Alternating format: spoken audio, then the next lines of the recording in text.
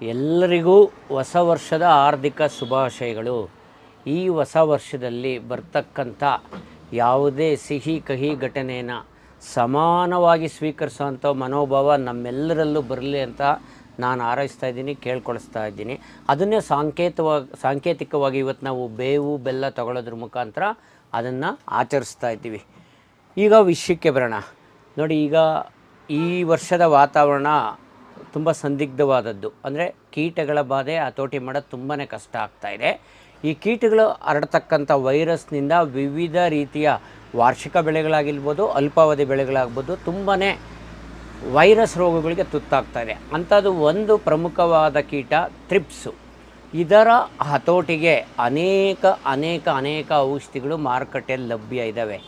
ಅದರಲ್ಲಿ ಅತ್ಯುತ್ತಮ ಫಲಿತಾಂಶ ಕೊಡ್ತಕ್ಕಂಥ ಟಾಪ್ 10 ಔಷಧಿಗಳು ಈಗ ಏನು ಅನುಭವಗಳಾಗಿದೆ, ಈಗ ಕೊಡ್ತಾ ಇರೋದು, ಅದರ ಆಧಾರದ ಮೇಲೆ ಕೆಲವ್ರಿಗಿದು ಸಹ್ಯ ಅಲ್ಲ ಅನ್ನಿಸ್ಬೋದು. ಯಾಕಂದರೆ ಕೆಲವ್ರಿಗೆ ತುಂಬ ಸ್ಮೆಲ್ ಬರಬೇಕು, ಯಾವುದೋ ಮಾನೋಕ್ರೋಟೋಫಾಸ್ ಮಿಕ್ಸ್ ಮಾಡಬೇಕು, ಲ್ಯಾಂಬ್ಡಾ ಸೈಲೇತ್ರೆನ್ನು ರೋಗರ್ ಮಿಕ್ಸ್ ಮಾಡಬೇಕು ಅನ್ನೋ ಮನೋಭಾವ ಇದೆ. ಆ ಥರ ಮಾಡದೆ ಥ್ರಿಪ್ಸನ್ನು ಯಶಸ್ವಿಯಾಗಿ ಹತೋಟಿ ಮಾಡಿರ್ತಕ್ಕಂಥ ಒಂದು ಕ್ಯಾಪ್ಸಿಕಮ್ದು ಒಂದು ವಿಡಿಯೋ ತೋರಿಸ್ತೀನಿ ನೋಡಿ.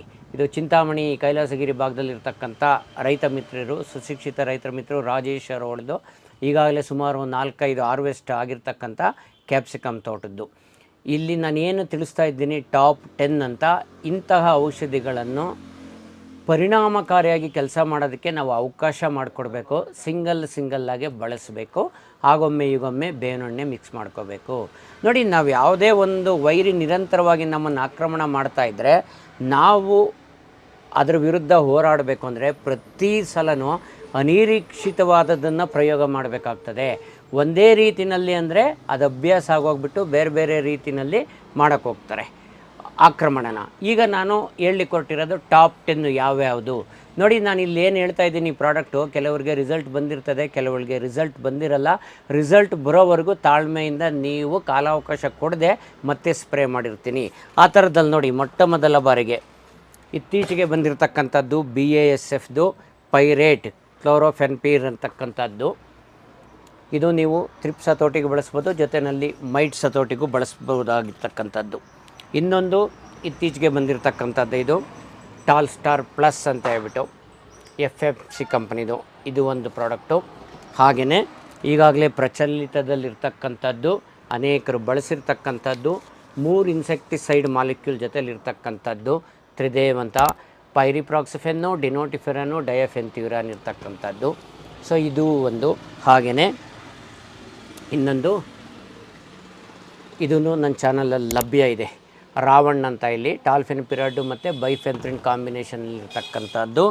ಹಾಗೆಯೇ ಇನ್ನೊಂದು ಟಕಾಫ್ ಅಂತ ಹೇಳ್ಬಿಟ್ಟು, ಇನ್ನೊಂದು ನೀವೇನು ಡೆಲಿಗೇಟ್ ಅಂತ ಬಳಸ್ತಾ ಇದ್ದೀರಲ್ವಾ, ಆ ಡೆಲಿಗೇಟ್ ಜೊತೆಗೆ ಡಯಾಫೆನ್ಥ್ಯೂರಾನ್ ಪೆಗಾಸಿಸ್ ಕಾಂಬಿನೇಷನ್ ಇರ್ತಕ್ಕಂಥದ್ದು, ಟ್ರಾಸಿಡ್ ಅಂತಕ್ಕಂಥದ್ದು ಒಂದು. ಹಾಗೆಯೇ ಗ್ರೂಪ್ 30ಗೆ ಸೇರಿದ್ದು, ನಾನು ಅನೇಕ ಬಾರಿ ಇದ್ರ ಬಗ್ಗೆ ವಿವರಣೆ ನೀಡಿದ್ದೀನಿ. ಅದರಲ್ಲಿರ್ತಕ್ಕಂಥದ್ದು ಒಂದು ಎಕ್ಸ್ಪೋನಸ್ಸು, ಇನ್ನೊಂದು ನೋಡಿ ಇದು ಎಕ್ಸ್ಪೋನಸ್ಸು, ಇನ್ನೊಂದು ಗ್ರೇಷಿಯಾ, ಹಾಗೆ ಇನ್ನೊಂದು ಸಿಮೋಡಿಸ್. ಈ 3 ಗ್ರೂಪ್ 30ಗೆ ಸೇರಿದ್ದು, ಒಂದೇ ರೀತಿ ಕೆಲಸ ಮಾಡ್ತಕ್ಕಂಥದ್ದು.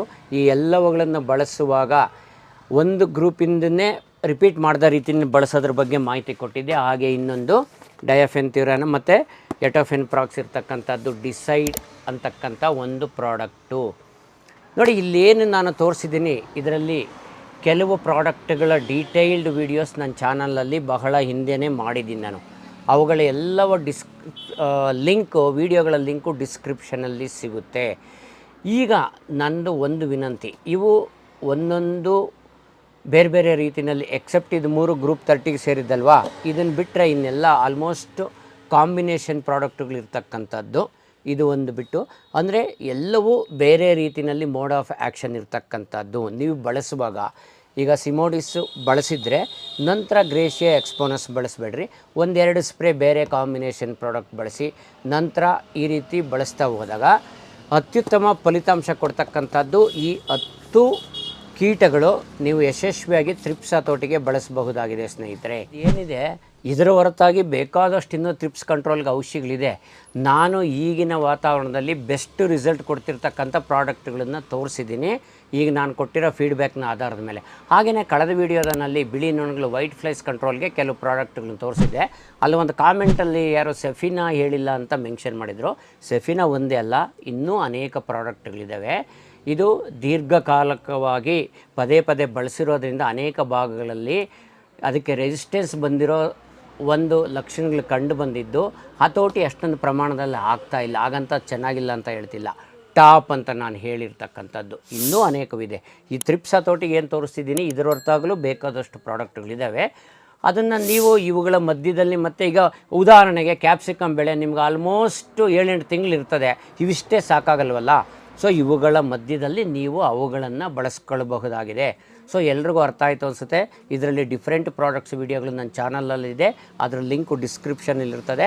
ಮತ್ತೊಮ್ಮೆ ಎಲ್ಲ ಪ್ರಾಡಕ್ಟ್ಸ್ನ ತೋರಿಸ್ತೀನಿ ನೋಡಿ. ಒಂದು ಡಿಸೈಡು, ಇನ್ನೊಂದು ಎಕ್ಸ್ಪೋನಸ್ಸು, ಇನ್ನೊಂದು ಟಾಲ್ ಸ್ಟಾರು. ಇದು ಎಕ್ಸ್ಪೋನಸ್ಸು ಬೇರೆ ಬೇರೆ ಬೆಳೆನಲ್ಲಿ ಬೇರೆ ಬೇರೆ ಅಳತೆ ಇದೆ, ಅದನ್ನು ನನ್ನ ವೀಡಿಯೋದಲ್ಲಿ ಡೀಟೇಲ್ಸ್ ಸಿಗುತ್ತೆ ನಿಮಗೆ. ಇದು ಡಿಸೈಡ್ ಅಳತೆ 1 ಲೀಟ್ರ್ ನೀರಿಗೆ 2.5 ಗ್ರಾಮ್. ಇದು ಪೈರೇಟು, ಇದು 200 ಲೀಟ್ರಿಗೆ 170 ಮಿಲಿ ನೋಡಿ, 170 ml 200 ಲೀಟ್ರಿಗೆ ಇದು. ಹಾಗೆ ಇದು ಟಾಲ್ ಸ್ಟಾರ್ ಅಂತ ಏನಿದೆ, ಇದು 1 ಲೀಟ್ರ್ ನೀರಿಗೆ 1 ಮಿಲಿ ಅಂತೆ ಬಳಸಬಹುದಾಗಿದೆ. ಇದು ಟ್ರಾಸಿಡ್ ಅಂತ ಏನಿದೆ, ಇದು 1 ಲೀಟ್ರ್ ನೀರಿಗೆ 1.5 ಮಿಲಿ ಅಂತೆ ಬಳಸಬಹುದಾಗಿದೆ. ಹಾಗೆಯೇ ಸಿಮೋಡಿಸು ಕೋಸು ಹೊರತಾಗಿ ಇತರೆ ಬೆಳೆಗಳಲ್ಲಿ 200 ಲೀಟ್ರ್ ನೀರಿಗೆ 240 ಮಿಲಿ ಬಳಸ್ಬೋದಾಗಿದೆ. ಹಾಗೆಯೇ ಗ್ರೇಷಿಯಾ ಎಲ್ಲ ಬೆಳೆಗಳಿಗೂ 1 ಲೀಟ್ರ್ ನೀರಿಗೆ 0.8 ml 200 ಲೀಟ್ರಿಗೆ 160 ಮಿಲಿ. ಇದು ಟಕಾಫ್ ಏನಿದೆ, ಇದು 1 ಲೀಟ್ರ್ ನೀರಿಗೆ 1.25 ಮಿಲಿ 200 ಲೀಟ್ರಿಗೆ 250 ಮಿಲಿ.